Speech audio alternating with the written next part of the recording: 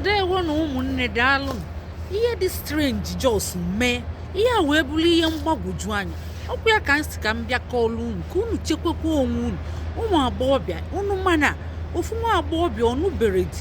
afọ na-alụ ya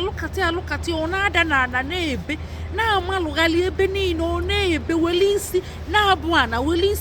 ana ka ọ bụkata na wee bute ya ụlọọgwụ ebutezi onye ụlọọgwụ a na-awọ nda kedu ụdị ihe bụ ihe ọ sị na ụdị ihe eme n'okwu ya na ọ mara ụdị ihe nke ọ na-ebe wele isi na-abụ ana ịma na amara na lebọ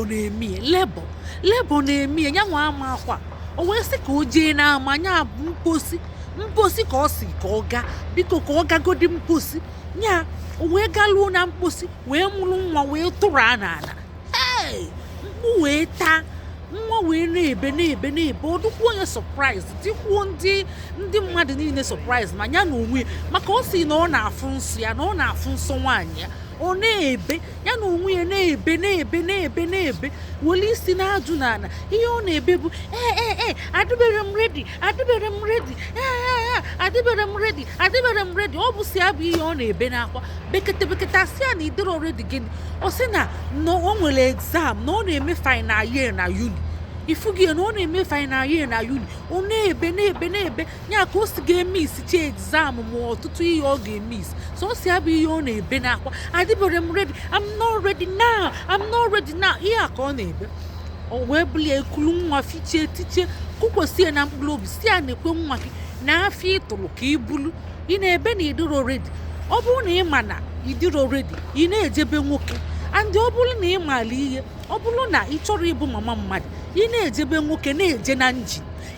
na njin ma ọ bụ na-ejebe nwoke ma ọ bụ na-eje n'ihe ị kwesịrị iyi raincoat ị kwesịrị iyi rainboot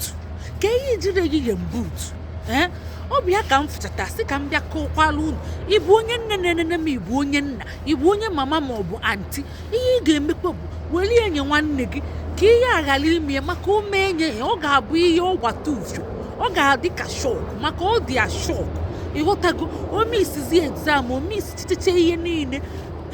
and o nwere ike before recover n'ihe ọ bụzi 5 years before zụcha nwa ịma before ịzụcha nwa gị ọ ga-eme 3 years o nwere ike luzuo 5 years ma ọ bụ ọ bụzialị drop out ọ bụ ihe ọ na-ebe n'akwa ifugi so unu ga-ewelie nye ụmụ nwanne unu ọ na-eje n'ihe ị na-eje na njin yie rainboot ị na-eje na njin yie raincoat maka adị ama ogwa